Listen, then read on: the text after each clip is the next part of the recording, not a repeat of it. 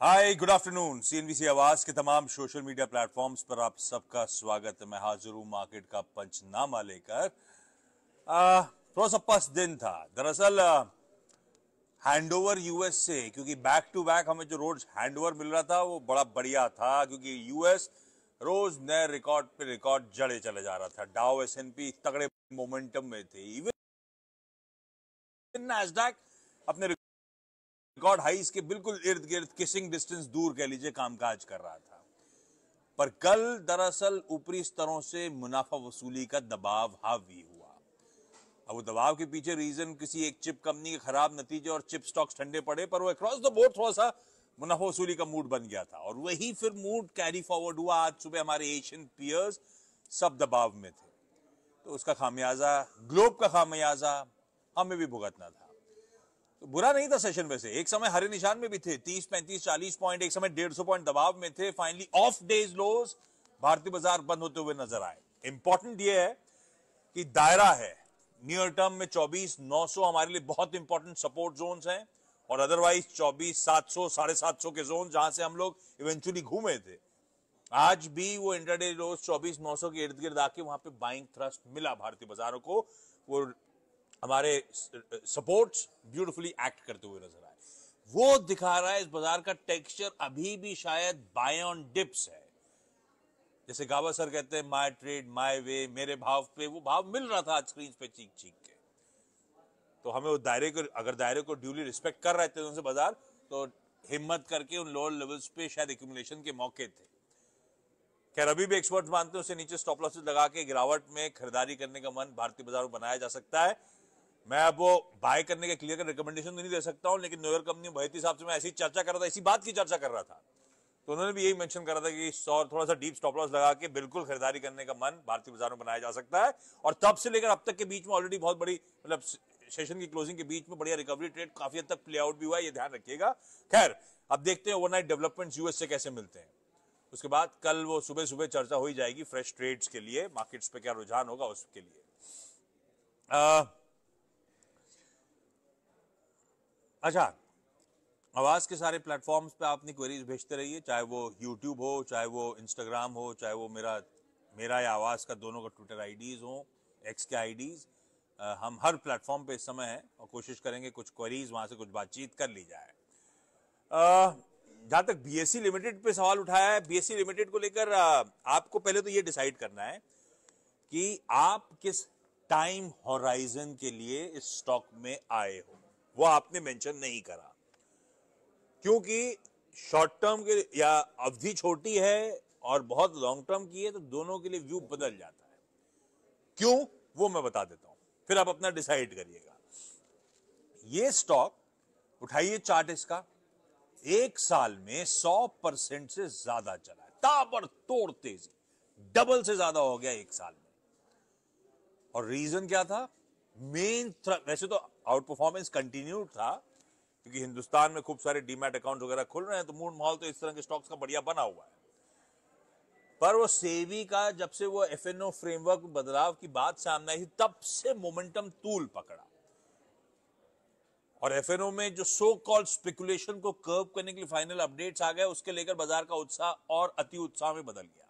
हुआ क्या था? सबसे प्रोमिनेंट, आपने वीकली कॉन्ट्रैक्ट इतनी सारी एक्सपायरीज बंद करके दोनों एक्सचेंज से कहा एक एक करो, तो बाजार को लगा कि बीएससी को लेवल प्लेइंग फील्ड मिल रही है, मौका मिल रहा है कंपीट करने के लिए एनएससी से। एनएससी की तो 4 एक्सपायरीज थी, बीएससी की 2 एक्सपायरीज थी, एक जाएगी, इनकी तो 4 जाएंगी, 3 जाएंगी, तो इसको लेवल प्लेइंग फील्ड मिल रही थी। तो बाजार ये फैक्टर इन करने लगा कि बीएससी काफी हद तक मार्केट शेयर बढ़ा पाएगा, और उसका फायदा भी स्टॉक को मिलना शुरू हुआ। अच्छा, ऐसा हो सकता है, होगा भी, बीएससी का मार्केट शेयर बढ़ेगा। पर एक बात मेरी ध्यान रखो आप, एफएनओ फ्रेमवर्क पे बदलाव, स्पेकुलेशन को कर्व करना, ये ओवरऑल बिजनेस भी ठंडा करेगा। ऐसा नहीं कि बीएससी का नहीं हो रहा, ओवरऑल पाए छोटी हो रही होगी फॉर द टाइम बीइंग, और उसमें हायर शेयर गार्नर कर सकता है। पर डबल हो जाना स्टॉक 40 टाइम्स एक साल फॉरवर्ड के पी मल्टीपल पे खड़ा हुआ है। एक ब्रोकरेज ने बहुत अच्छा नोट मेंशन करा है, Q2 के एंड में इनका मार्केट शेयर 13% था, 13% और अब जो भाव में वैल्यूएशन चल रहे हैं, ये मानते चल रहा है स्ट्रीट की शायद 30-35% मार्केट शेयर हो जाएगा। ये चीज ऑलरेडी भाव में आ रही है, तो वो नियर टर्म के लिए ऐसा लगता है प्राइस्ड है, इसीलिए आप थोड़ा सा मूड ठंडा होता हुआ देख रहे हैं। लॉजिकल भी है, बिल्कुल सही है। पर अगर आप वेरी लॉन्ग टर्म के लिए बैठे हो तो ये सब नियर टर्म बैंक्स हैं। वेरी लॉन्ग टर्म के लिए डीमैट अकाउंट का पेनिट्रेशन तो अभी भी कुछ नहीं हुआ है। अभी भी किस तरह के वॉल्यूम्स लगातार बढ़ते ही चले जा रहे हैं। मूड, माहौल, फाइनेंशियलाइजेशन ऑफ सेविंग सब वैसे का वैसे ही चल रहा है भाई साहब। तो लॉन्ग टर्म के लिए तो मेरे ख्याल से जिसने रख रखा है भूलने के लिए, अभी तो ऐसा कुछ भी बदला नहीं है कि भूले ना, रखे रहने का मुझे नहीं लगता कोई टेंशन है। तो इसीलिए मैंने कहा आपको डिसाइड करना है आप किस टाइम फ्रेम के लिए, किस अवधि के लिए इस स्टॉक पे बातचीत कर रहे हो या फिर स्टॉक पे एंटर कर रहे थे।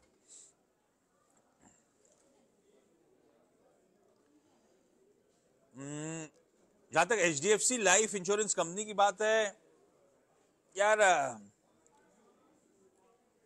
थोड़ा सा आज सुबह तड़का ये कहा जा रहा था कि इसने अपनी गाइडेंस बढ़ा दी है और उसके चलते शायद थोड़ा सा उत्साह भी था स्टॉक पे।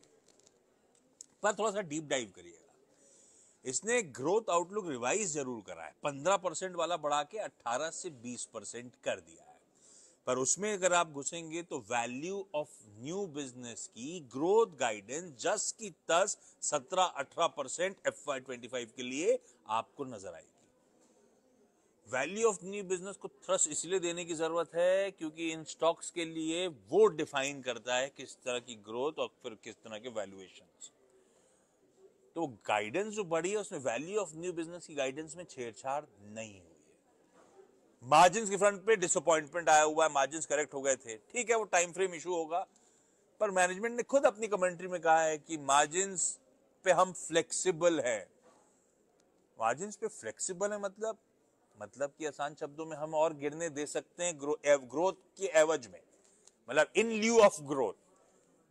भाई दोनों चीजें नहीं बढ़ सकती। ग्रोथ लाने के लिए, मार्केट शेयर छीनने के लिए आपको मार्जिन्स कॉन्ट्रैक्ट करने पड़ेंगे। तो इनकी कमेंट्री बेसिकली वही कह रही है। पर वैल्यू ऑफ न्यू बिजनेस की ग्रोथ के लिए तो इन्होंने कुछ बदलाव करे नहीं है। तो मेरे लिए इस भाव पे ये कि 750 के आसपास के जोन्स पे होल्ड ही है ये स्टॉक। मैं बहुत एग्रेसिवली एक्यूमुलेशन के मूड में हूं नहीं, तो अगर है तो आप होल्ड करके चलो। ये देखते हुए कि कुछ ब्रोकरेजेस हाईलाइट कर रही थी कि यहां से 800 प्लस के टारगेट, वो ठीक है, लंबी अवधि के लिए हो सकता है, उसमें कोई दिक्कत नहीं, पेडिग्री स्ट्रांग है, उसमें मुझे कभी इशू नहीं रहा है। पर मेरे लिए फ्रेश एंट्री वाला स्टॉक है नहीं अगर उस पर्सपेक्टिव से पूछ रहे नतीजे देखकर। और 750-760 हाईज हैं, वो इजीली पहुंच सकता है स्टॉक, वो सब छोड़ दीजिए। तो होल्ड ही है ये स्टॉक आपके लिए लॉजिकली। कोचिन शिपयार्ड आज मैंने क्लोजिंग में देखा नहीं है, एक बार कोचिन शिपयार्ड देख लूं। रिस्पांस भी देख नहीं पाया था मैं दिन के दौरान, लेकिन रिस्पांस कैसा भी हो मुझे लगता है वैसे अच्छा रहेगा।